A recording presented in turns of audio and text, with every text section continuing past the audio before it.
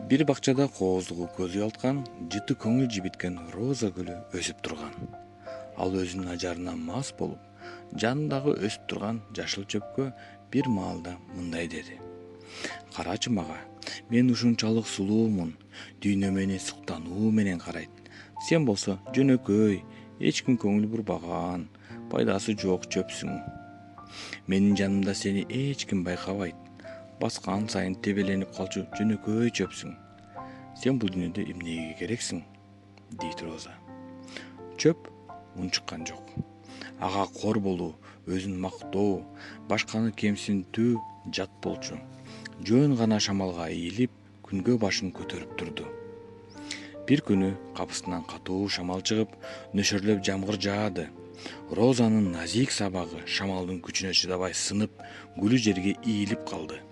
Ал эми чөп болсо ийилип, кайра тик турду. Ал шамалга көнгөн, ийкемдүү жөнөкөй болчу. Жамгыр токтоду. Күн чыгып, баары кайра ойгонду.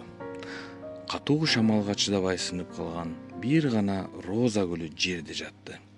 Аны көргөн чөп акырын гана шыбырады. Сулуу болуу убактылуу. Ал эми жөнөкөйлүк менен сабыр, сени аман алып калуучу чыныгы күч, деди чөп. Эсиңде болсун, көрктүү болуу таасир берет, жөнөкөй болуу таасир калтырат. Жашоодо ийилсең да сынба, адамдын баалуулугу жүрөгүндө. Тышкы сулуулук эмес, ичтеги бекемдик, жөнөкөйлүк жана сабырдуулук адамды чың кылат.